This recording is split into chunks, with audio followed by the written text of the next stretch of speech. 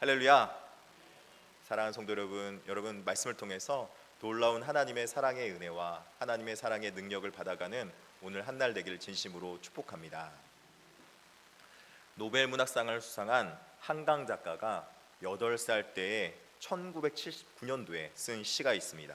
사랑이란 무엇일까라는 시입니다. 이 시를 쓴 한강 작가가 8살이었는데도 불구하고 이 한강 작가는 자신이 생각하는 사랑의 본질에 대해서 깊이 있게 묘사하며 자신이 생각하는 사랑에 대해서 큰 울림 있게 정의해 준 걸 볼 수 있습니다. 이 시를 보면은 이렇습니다. 사랑이란 어디 있을까? 팔딱팔딱 뛰는 나의 가슴 속에 있지. 사랑이란 무엇일까? 우리의 가슴과 가슴 사이를 연결해 주는 아름다운 금실이지. 여러분 어떻습니까? 8살이 쓴 것 같습니까? 사랑이 그냥 글씨로만 배운 사랑이 아니라 정말 사랑을 해본 사람처럼 사랑을 진짜 이 살아있는 심장에 비유하는 그런 아름다운 살아있는 사랑이 무엇인지 그렇게 아는 것처럼 전달한 것 같지 않아요? 참 이 글 쓰는 사람들 보면요 참 어디 기가 막혀요. 어렸을 때부터 그렇게 그 능력이 있는 것 같아요. 근데 이 8살 소녀가 이 사랑에 대해서 이렇게 표현한 걸 보면서 저는 이렇게 생각했습니다. 사랑에 대한 정의가 정확히 있구나. 우리 존재의 중심 속에 있으며 관계를 이어주며 강력한 연결고리라고 정의해주는 이 사랑에 대한 정의가 정말로 있구나 하는 것을 깨달았습니다. 여러분 우리 삶 속에서 이런 사랑에 대한 정의가 여러분 삶 속에 살아 있으십니까? 정말로 우리가 서로 그냥 말로만 사랑한다고 표현하는 것이 아니라 말로만 사랑해라는 것이 아니라 사랑하기 때문에 내가 당신과 연결되어 있고 당신과 고리를 맺으며 당신의 소리를 듣고 싶으며 당신의 이야기를 통해서 당신의 어려움을 함께 공유하고 싶어. 당신의 기도 제목이 나의 기도 제목이야. 그렇게 하는 아름다운 가슴과 가슴과의 연결이 여러분 있으십니까? 여러분 우리 교회는 그런 가슴과 가슴이 연결된 좋은 사랑이 넘치는 교회인 줄 믿습니다. 우리 어려운 사람들 보면 함께 손 붙잡아주고 권사님들 또 연세 많으신 권사님들 오면 함께 또 아침부터 손 붙잡아주며 위로하며 격려하며 그런 아름다운 교회가 우리 교회이고 누가 됐든지 누가 오든지 그 사람에게 기도 제목을 이야기하면 그 기도 제목에 대해서 들어주고 위로할 수 있는 그런 교회, 우리 교회는 그런 교회로 거듭나고 있는 줄 믿습니다. 아가서에 기록된 이 솔로몬 왕과 술람미 여인의 사랑도 마찬가지입니다. 제가 이번 특세 때 일어나 함께 가자라는 말씀으로 아가서를 강의하면서 정말 이 아가서 가운데 나타난 하나님의 사랑이 얼마나 귀중한 것인지 제가 놀랍게 깨달아 알았어요. 설교할 때마다 정말 기가 막힌 그 하나님의 사랑의 놀라운 능력을 깨달아 알게 돼요. 여러분 아가서에 나온 솔로몬과 술람미 여인의 사랑은 정말 단순한 그런 흔해 빠진 사랑이 아닙니다. 비록 그 사람의 그 사회적 통념상 신분상의 차이가 있어서 도저히 가까이 갈 수 없는 그 상대방에게 그 모든 사회적 통념과 신분을 뛰어넘어서 그 사람을 사랑하기로 작정하고 그리고 사랑하기로 마음 먹고 그 가운데 외모에 대한 편견도 다 버리며 뿐만 아니라 모든 그 사랑 가운데 온전한 사랑이 무엇인지 순결한 사랑이 무엇인지 보여주고 있는 이 세대 가운데 없는 그런 사랑이 정말 아가서에 나온 사랑이더라고요. 요새 그 남녀 간의 사랑을 하는데 많이 어려움이 있다고 합니다. 결혼하는데 뭐가 그렇게 문제일까? 요새 결혼하는데도 많이 어려움을 겪는다고 합니다. 왜 그런지 여러분 그냥 드라마만 봐도 많이 알 거예요. 격에 맞는 사람이랑 결혼을 해야지 내 딸이 내 아들이 당신과 어울릴 것 같아? 이런 김치 이렇게 하는 거 여러분 드라마에서 많이 보지 않습니까?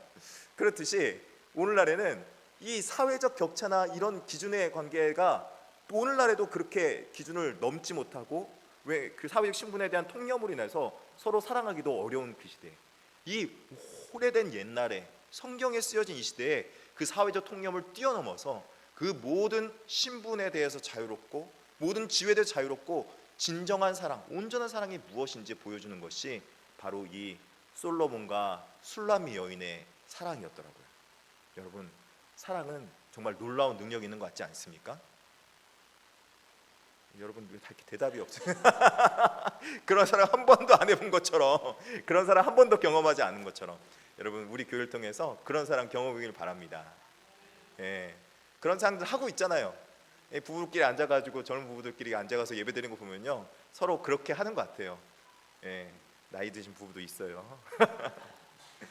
예, 어찌 됐든 사랑은 또 이 아름다운 결실도 여러분 맺는 거 아십니까? 사랑을 통해서 이 원래 술람 여인이 포도원을 가꾸는 일꾼이었어요. 포도원직이었어요. 그 포도원직을 통해서 이 솔로몬 왕이 정말 어떻게 보면 일꾼으로만 부리는 것 같은데, 그 술람 여인과 함께 결혼함으로 말미암아 그 포도원을 어떻게 가꾸냐? 이 술람 여인은 이제 종으로서 그 포도원을 가꾸는 것이 아니라 마치 자기의 소산물을 얻는 것 같은 포도원으로, 자기의 그 아끼는 포도원처럼 아름답게 가꾸는 거죠. 여러분, 그렇다면은 이 포도원이 사랑하면서 가꾸는 것과 종으로서 가꾸는 것과 차이가 있을까요, 없을까요? 엄청 있겠죠. 이 포도원은 내 포도밭인데, 내 포도원인데, 그러면서 정말 사랑으로 정성과 또 희생과 헌신과 기쁨으로 포도원을 일구겠죠. 하나님과의 우리의 관계도 그렇지 않을까요? 종과 주인의 관계였다면은 아마도 우리는 관계는 관계지만, 언약은 맺어져 있지만 그렇게 깊은 관계는 맺기 어려웠을 수 있습니다. 그러나 우리가 하나님과 함께 신랑 대신 예수님으로 말미암아 혼인잔치에 들어간 우리들은 이제는 이 포도원과 아름답게 가꾸어질 결실의 열매가 내 것만, 내가 이것들 종에게, 그냥 종이 주인에게 바치는 그런 헌물이 아니라 이것을 통해서 내가 누리는 풍성한 은혜를 누리며 살 수 있게 된다는 것이죠. 이처럼 사랑은 아름다운 희생과 또 아름다운 결실을 맺게 하는 위대한 사랑으로 연결되어진다는 것입니다. 이뿐만이 아닙니다. 이 포도원을 가꾸는 가정 가운데 이 포도원을 가꾸는 농부의 마음은 어떻습니까? 얼른 이 포도원이 잘 가꿔져서 읽어가면 좋겠는데, 그 가져가는 가정들이 시간이 필요한 거예요. 과정이 필요한 거예요. 그런데 그 과정은 빨리 얻어집니까? 그냥 아니면은 하루아침에 얻어집니까? 그건요, 농사를 해본 사람은 알아요. 농사를 해본 사람은 이 포도원의 일꾼의 마음을 알 거예요. 인내해야죠. 때를 기다려야 되죠. 근데 내 마음대로 내 뜻대로 안 되기 때문에 하나님 앞에 기도할 수밖에 없죠. 그렇기 때문에 정말 이 인내와 기다림은 정말 오래고, 또 그리고 헌신과 희생뿐만 아니라 정말 마음속으로 졸이면서 그 기쁨으로, 사랑으로 인내하는 그런 모습일 것입니다. 사랑도 여러분 마찬가지입니다. 사람이 하나님의 사랑을 받는다고 믿음으로 고백하며 신앙 고백으로 이곳에 나옵니다. 그런데 우리가 신앙 고백하고 신앙의 믿음을 고백한다고 해서 다 여러분 거룩해집니까? 다 하나님 앞에 정말 온전한 모습 가집니까? 아닙니다. 우리 삶 속에서 하나님의 아름다운 모습을 갖춰가기 위해서 오랫동안 서로 인내하며 견뎌주며 기다려주며, 그렇게 서로 모든 갈등과 어려움 속에서도 우리가 참아주며 기도해주는 그런 모습이 필요한 것이죠. 모든 사랑과 오해 갈등을 해결해 주는 것이 바로 사랑이라는 것입니다. 그래서 사랑은 오래 참고 온유하며 라고 말하고 있는 것입니다. 여러분, 사랑하고 계십니까? 그런 사랑이 우리 가운데 정말 있으십니까? 우리 교회는 그런 사랑 많은 교회가 될 줄 믿습니다. 지금도 사랑이 많은데, 지금도 사랑이 넘치는데 더 큰 사랑으로 우리가 그렇게 넘쳐날 줄 믿습니다. 우리 삶 가운데 이런 사랑이 많을 때 우리는 오해와 갈등, 그리고 사랑이 없는 이기심에서 벗어날 수 있습니다. 사랑이 없는 세상은 오해와 갈등, 그리고 사랑이 없는 세상은 이기심과 다툼으로 전쟁과 또 그리고 갈등만, 다툼만 뒤덮인 세상일 것입니다. 여러분, 세계 정세를 보십시오. 지금 전쟁이 어느 때 발발했습니까? 러시아 우크라이나 전쟁이 발발한 지 벌써 여러분 3년이 지났고, 내년 되면은 4년째로 갑니다. 제가 대략 조사해 봤는데 약 800만 명 정도가 이번 러시아 우크라이나 전쟁 때 죽었다고 합니다. 와, 너무 많은 희생을 치른 것 같아요. 뿐만 아닙니다. 여러분, 세계 곳곳에 이런 전쟁의 갈등들이 있습니다. 이스라엘과 하마스의 무력 충돌이 벌어졌고요. 또 예멘 내전 통해서 많은 사람들이 희생되었고, 얼마 전에 미얀마 쿠데타 여러분 있었던 거 아시죠? 미얀마 쿠데타도 있었습니다. 뿐만 아니라 정말 저는 핵전쟁 나는 줄 아는데 핵을 가진 두 나라 인도와 파키스탄이 국경 분쟁이 벌어져서 서로 전쟁을 벌여서 전투기까지 격추되는 그런 일촉즉발의 위험도 여러분 겪었습니다. 다 여러분 무슨 이유인지 아십니까? 별거 아닙니다. 사실 알고 보면 별거 아닌데 그 조그만 땅덩이 하나, 경계선 하나 넘어갈까 말까, 그리고 내가 이 땅 차지할까 말까, 그런 모습들이고 결국 그런 이기심과 다툼 가운데 이런 갈등들이 오게 되었다는 것입니다. 그러나 교회는 이런 모든 것에서 벗어난, 이런 모든 것에서 자유로운 곳입니다. 왜냐하면 교회는 율법의 완성인 사랑이 있는 곳이 바로 교회이기 때문입니다. 사랑이 없는 공동체는 율법과 정죄만이 가득할 것입니다. 그러나 정말 사랑이 있는 공동체는 율법의 완성인 사랑을 이루며 살아가는 교회가 될 줄 믿습니다. 이런 교회가 될 수 있도록 우리 교회를 아름답게 꾸미고 가꿔야 되는데, 그 과정 가운데 진정 필요한 사랑의 모습이 무엇인지 오늘 아가서 5장은 사랑의 진중한 모습, 진정한 사랑이 무엇인지를 알려주고 있고 그 진리의 사랑을 가르쳐주고 있습니다. 아가서 5장 1절은 이제 하나님과 솔로몬 왕과 술람미 여인의 결혼의 모습을 다 표현했고, 2절서부터는 5장 2절서부터는 갑자기 새로운 국면으로 시간이 흘러서 접근해 오는 것을 볼 수 있습니다. 여러분, 5장 2절에 보니까 갑자기 이렇게 말합니다. 내가 잘지라도 마음은 깨었는데, 이렇게 말하고 있습니다. 이 신랑과 신부가 결혼을 했는데 신랑이 어떠한 이유인지 모르겠는데 밤에 잠자리에 같이 들어야 될 신부와 함께 있지 않습니다. 그리고 지금 신부는 어떤 모습을 갖고 있냐면, 신랑이 오지 않았는데도 밤이 돼서 잠자리에 들어갈 타이밍이 되니까, 시간이 되니까 그냥 자기도 씻고 나서 옷 다 벗고 이제 그렇게 잠자리에 들어갈 준비를 하고 잠자리에 들어가서 잠을 자려고 하는데, 이 옆에 있어야 될 사람이 없으니까 여러분 잠이 옵니까 안 옵니까? 여러분은 뭐 그냥 이제 지금 다들 이렇게 어지니거나 없거나 그럴 나이들 다 되셨죠? 그래서 있거나 없거나 마들 이렇게 그냥 자기도 하는데, 이 술람 여인과 솔로몬은요 지금 결혼한 지 얼마 안 됐잖아요. 결혼한 그 사랑의 달콤한 이야기를 한 지 벌써 4장인데 바로 5장 넘어왔는데 지금 각자 따로 이렇게 자는 거예요. 여러분 어떻습니까? 잠이 안 오는 거예요. 신부가 잠을 자야 되는데 막 선잠을 자고 남편이 이렇게 안 오는데도 뭔가 갈등이 있고 불안한 마음이 이렇게 안 좋은지 남편이 오는 것에도 신경 쓰지 않고 자려고 누웠습니다. 근데 그때 바깥에서 소리가 들립니다. 나의 완전한 자야, 문을 열어다오. 내 머리에 있는 이슬이, 내 머리털에는 밤이슬이 가득하였구나. 밤에 지금 밤이슬이 가득해서 밤에 여기 바깥에 춥다. 문 좀 열어줘라. 문 좀 열어줘라. 그렇게 이야기하고 있는 거예요.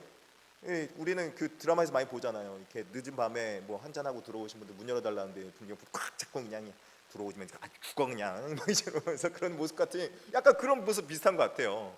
그렇듯이 지금 문 열고 들어오려고 하는데 문을 꽉 부여잡고 지금 못 들어오게 하고 있는 거예요. 이제 못 들어오게 하진 않고 그냥 듣고만 있는 거예요. 신부가 이렇게 말합니다. 내가 옷을 벗었으니 어찌 다시 입겠으며 내가 발을 씻었으니 어찌 다리 더럽히랴. 나 지금 이미 다 자려고 지금 씻었어. 나 지금 자려고 발도 씻었고 지금 나 옷도 벗었어. 신랑이 바깥에서 지금 나의 완전한 자야, 너는 나의 특별한 자입니다, 자다, 내가 너 얼마나 사랑하는지 알고 있냐, 그렇게 신부와 그 언약의 관계, 깊은 관계를 고백하고 있음에도 불구하고 지금 신부의 반응은 시큰둥합니다. 왜 웃어요? 뭐 같죠 지금? 시큰둥한 거예요 지금.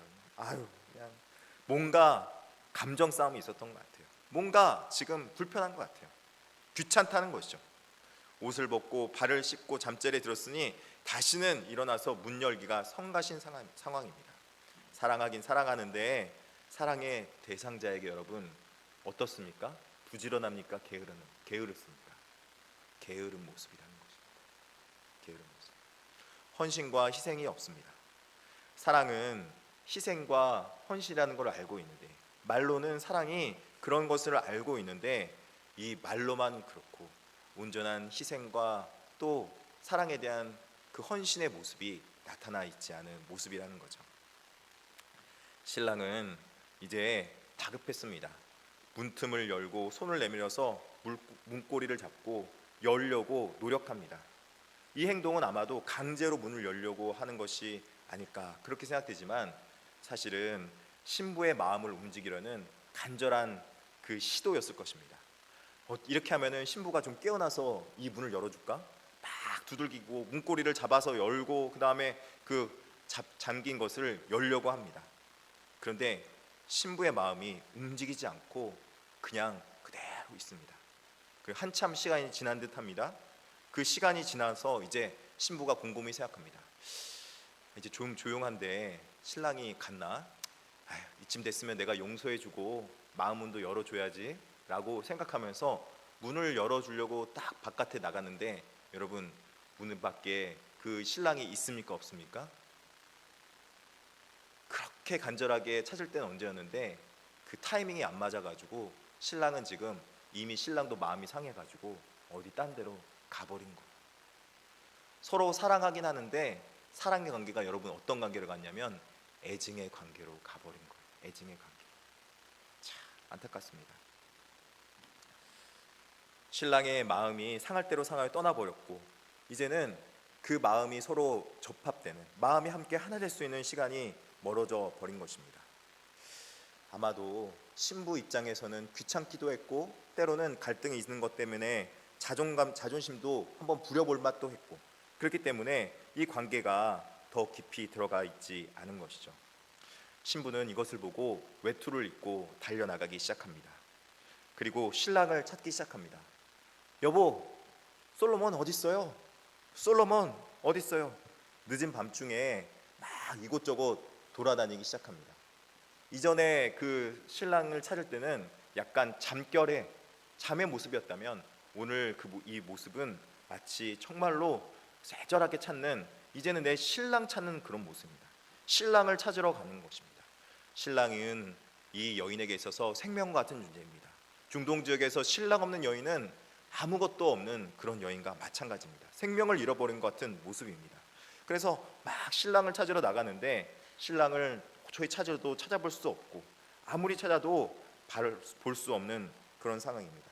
그래서 심지어는 어떤 성 지키는 사람, 순찰하는 자들이 만나는데 그 순찰하는 자들에게 혹시 솔로몬 남편 봤냐고, 내 남편 봤냐고 그렇게 막 물으니까 이 순찰하는 자가 이 여인을 보고 이렇게 말합니다.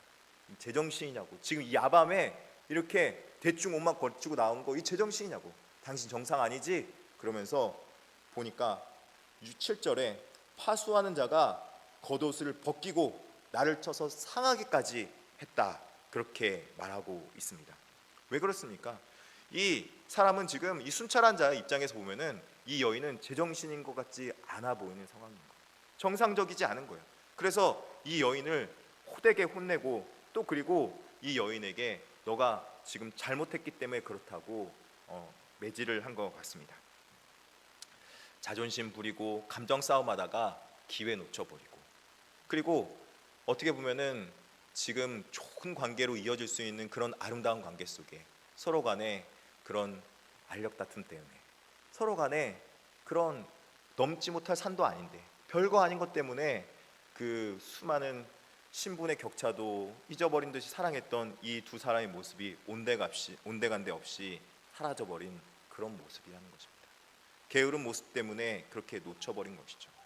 그런데 이 여인이 나중에 가서는 자신의 잘못을 후회하고 이 남편 된 신랑을 정말로 애절하게 바라며 또 그 남편에 대해서 다시 신앙적 고백을 하기 시작합니다.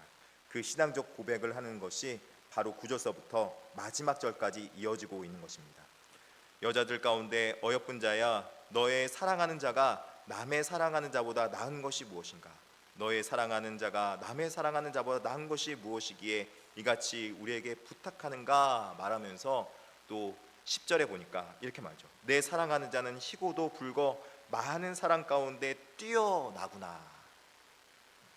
정말로 그 남편에 대해서 정말 예전에 좋았던 모습을 다시 회고하며 상기하며 자기 입술로 고백하는 거예요. 당신은 좋은 사람입니다. 당신은 정말 뛰어난 사람입니다. 정말 좋았던 마음을 다시 회복시키고 있는 그런 모습이라는 거죠. 이것을 보면서 우리는 진정한 사랑의 세 가지의 특성이 무엇이어야 되는지 오늘 본문을 통해서 알려주고 있습니다. 아가서는 진정한 사랑의 모습을 이런 갈등이나 어려운 국면을 넘어가고 이런 갈등이나 어려운 국면 속에 들어가지 않을 수 있도록 하는 진정한 사랑의 세 가지. 첫째는 진정한 사랑은 기회를 선용할 수 있는 사랑이라는 것입니다. 기회를 선용해라. 하나님의 사랑은 여러분 무한합니다. 맞습니까? 하나님의 사랑은 우리에게 위대하게 다가옵니다. 그리고 영원 무궁한 것이 바로 하나님의 사랑이고 지금도 끊임없이 하나님의 사랑은 부어집니다. 그러나 그 하나님의 사랑을 받는 우리의 존재는 여러분 어떠합니까? 우리는 영원합니까? 우리는 이 땅 가운데서 영원히 그 사랑을 받고 받을 자격이 있고 또 그러면 우리는 이 땅 가운데서 영원한 하나님의 사랑을 계속 누리며 살아갈 수 있습니까? 아니요. 우리는요 유한한 존재예요. 우리는 이 땅 가운데 있다가도 없고 또 그리고 그 사랑을 받을 만한 시기가 왔는데 그 시기를 놓치기도 하고 그 시기를 타이밍을 잃어버리기도 한다는 것입니다. 때로는 나의 게으름 때문에, 때로는 내가 사랑할 수 있는데 나중에 해야지라고 미뤄두기 때문에 그런 일들이 벌어진다는 거예요. 대부분의 이 가정에서 아내들이 남편 전도하거나 또 누구를 전도할 때 믿음의 복음을 갖고 예수 믿고 복음 믿고 천국 가자 그렇게 말을 하면은 내가 조금 나중에, 지금은 바쁘니까 나중에 라고 말할 때가 많이 있어요. 그런데 사랑은 여러분 기회라는 거예요. 타이밍이 중요하다는 거예요. 이 하나님의 사랑을 통해서 우리가 선용할 기회를 하나님께서 우리에게 주시는데 지금 그 기회를 놓치면 지금 내가 할 수 있는 선용의 기회를 놓치게 된다는 거예요. 우리의 신앙의 삶뿐만 아니라 일반적인 삶 가운데서 여러분 마찬가지입니다. 여러분 우리 자녀들이 공부를 합니다. 공부를 하면은 중학교 때 공부는 어느 때 쌓아온 공부인 줄 아십니까? 초등학교 때 쌓아온 공부가 중학교 때 공부의 실력이 되는 거예요. 고등학교 때 가서 고등학교 때는 또 여러분 어떤 실력입니까?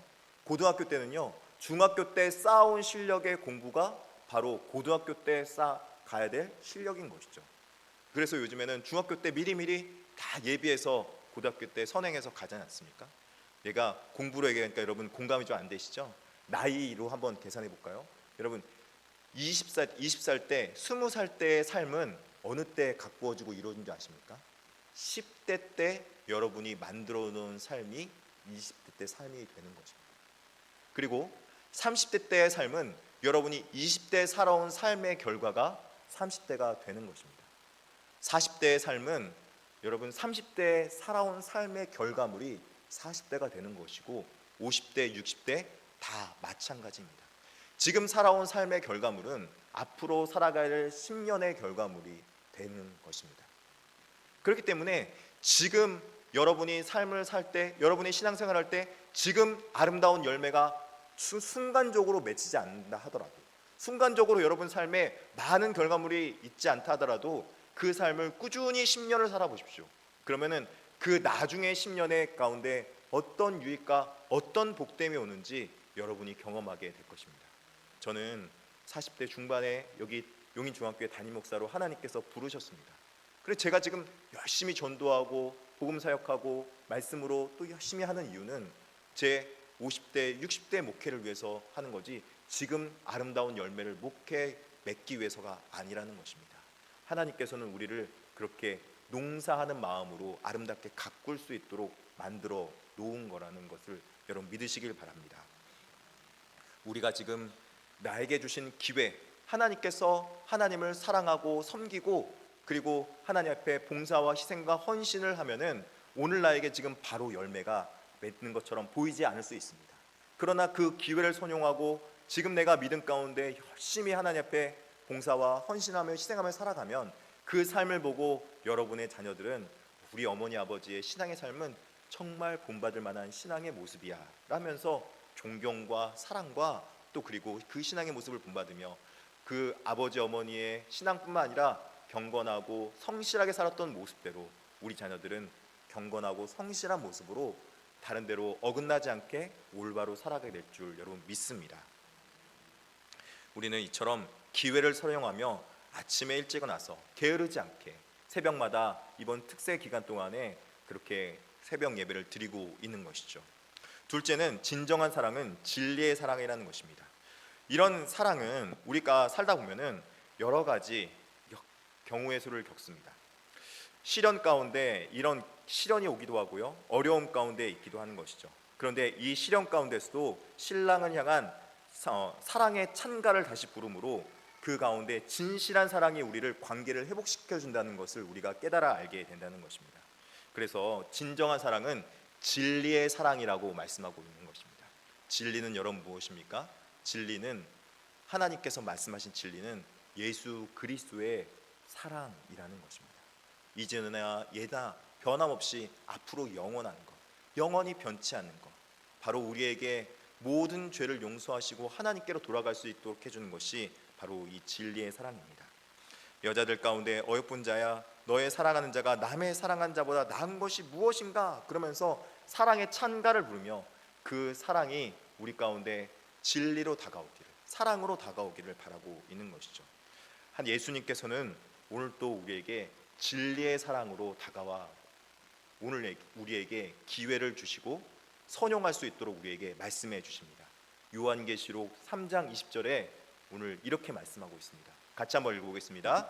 볼지어다 내가 문 밖에 서서 두드리노니 누구든지 내 음성을 듣고 문을 열면 내가 그에게로 들어가 그와 더불어 먹고 그는 나와 더불어 먹으리라. 아멘. 마치 이 솔로몬 왕이 술람미 여인에게 그 문고리를 잡고 날 들여보내줘, 날 들여보내줘 하고 그렇게 말하듯이 예수님도 우리 문 밖에 서서 예수님이 내가 너와 더불어 먹고 너는 나로 더불어 먹자 이렇게 말씀하면서 문고리 열고 있기를 기다리고 계신 것입니다. 근데 우리가 그 문고리를 열고 예수 그리스도를 마음속에 드리고 영접하면 그 예수님은 오늘부터 우리의 선한 삶을 통해서 예수님이 의로우심의 양식이 되고 우리는 또한 예수님의 의로움을 통해서 우리가 덧입고 거룩한 모습으로 살아갈 수 있게 될 줄 믿습니다. 오늘 혹시라도 이 교회에 나왔으나 마음문 열고 있지 않은 주의 자녀가 있습니까? 마음문이 아직도 열려 있지 않은 하나님의 백성들이 있습니까? 오늘 마음문을 여시고 예수 그리스도를 진정한 사랑으로, 진리의 사랑으로 영접하기를 진심으로 축복합니다. 하나님은 우리를 다 용서하시고 하나님의 사랑으로 우리를 위로하시며 격려하시며 또 그리고 우리의 모든 삶을 거룩한 모습으로 이끌어 가실 수 있는 능력의 하나님이시라는 것입니다. 세 번째는 진정한 사랑은 매일 새로워져야 되는 것입니다. 지난날에 있었던 잘못, 지난날에 있었던 속상함, 그것이 무엇인지는 모르겠지만 이 여인이 그 남편과의 갈등에 관계 때문에 그 문고리를 열어주지 않고 밤이 새도록 그렇게 갈등의 관계에 있었기 때문에 이런 어려움의 문제로 다가오게 되는 것이죠. 그런데 이제 이 여인이 자신의 잘못과 실수를 기억하면서 인자했던 그 남편을 기억합니다. 5장 16절인데 입은 달콤하니 그 전체가 사랑스럽구나. 예루살렘 딸들아 이는 내 사랑하는 자요 나의 친구로다. 여기서 입은 달콤하니라고 말하는 그 입은 달콤함은 입술로 말하는 그 입술에 선한 남편의 성품이 담겨져 있는 거예요. 때로는 실수하고 잘못했는데 용서와 사랑으로 베풀어주며 인자한 모습으로 괜찮아라고 위로해주고 있는 그런 모습이라는 거죠. 우리가 인생을 살아가다 보면은 여러 가지 속상한 일, 화나는 일을 겪을 수 있습니다. 그런데 화나는 일 겪고 속상한 일 겪으면 여러분 그 속상함과 화남을 여러분 언제까지 간직하면 되겠습니까? 언제까지 간직해야 되겠습니까? 마음 속상한 것, 화나는 것 계속 간직하는 것이 그리스도인다운 모습입니까? 아니라는 거예요. 에베소서 4장 26절과 27절인데 한번 우리 같이 한번 읽어보겠습니다. 시작. 분을 내어도 죄를 짓지 말며 해가 지도록 분을 품지 말며 마귀에게 틈을 주지 말라. 아멘. 때로는 인생을 살다 보면은 갈등과 속상함, 억울함 그런 거 많이 있습니다. 그렇기 때문에 내가 속상함과 화난 때문에 그 분을 가지고 갈등의 관계로 들어간 사람들이 많이 있습니다. 근데 그 갈등의 관계 속에서 하나님 앞에 그 갈등 때문에 하나님 앞에 온전하게 나아가지 못하고 있다면 오늘 본문은 이렇게 말씀하고 있는 것이죠. 분을 품되 분을 가지되 죄를 짓는 것까지는 가지 마라. 내가 속상함이 마음속에서 있을 수 있습니다. 화나는 마음이 마음속에 있을 수 있습니다. 그런데 그 마음을 가지고 죄까지는 짓지 말아야 된다라고 말씀하고 있는 것입니다. 원수를 내가 힘으로 갚으려고 하고 또 그리고 상대방에게 꼭 내가 복수를 해야 속 시원한 거 절대로 아닙니다. 오히려 복수는 복수를 불러봅니다. 사랑으로 대하면 그 상대방은 녹아나게 되어 있는 것입니다. 사랑으로 여러분 진리로 대할 수 있기를 바랍니다. 뿐만 아니라 이 분을 품을 수 있대 분을 언제까지 품으라고요? 해가 지고 나면은 다 잊어버리라는 거예요. 다 잊어버리라는 거예요. 지난날에 있었던 속상함, 아픔들 다 잊어버리라는 거예요. 물론 상대방도 그 잘못에 대해서 인정하고 회개하고 돌아오는 모습도 필요하겠죠. 그러나 나는 내 일 못하는 거예요. 나는 내 일 하는 거예요. 상대방이 그렇게 잘못하는 거 있더라도 나는 용서해 줄 마음 가지고 그렇게 다가가는 것이죠. 우리 용인중학교 성도님들은 정말 제가 보기엔 그 진리의 사랑을 정말 다 가진 분들 같아요. 할렐루야. 얼마나 좋은 분들이 우리 교회에 이렇게 모여서 예배드린지 몰라요. 사랑합니다. 축복합니다. 우리 교회는요 그 진리를 가진 사람의 모습일 거예요. 그래서 제가 때로는 부족해 보이고 연약해 보이지만 그 모습 가운데도 하나님 앞에 정말로 성실하게 신앙생활을 돕고 목회 일을 감당할 때 여러분들이 함께 협력자 되고 동역자 되어서 그 일들을 같이 해서 이곳이 정말 진리의 사랑, 세상에 없는 사랑이 넘치는 그런 아름다운 교회의 모습이 될 줄 믿습니다. 말씀을 마치겠습니다. 아가서 5장을 통해서 진정한 사랑의 능력이 무엇인지 보여주고 있습니다. 진정한 사랑은 기회를 선용합니다. 진정한 사랑은 진리의 사랑입니다. 진정한 사랑은 매일마다 새로워지는 사랑입니다. 이런 사랑이 있기를 진심으로 축복합니다. 아버지 사랑 내가 노래 찬양하면서 헌금하도록 하겠습니다.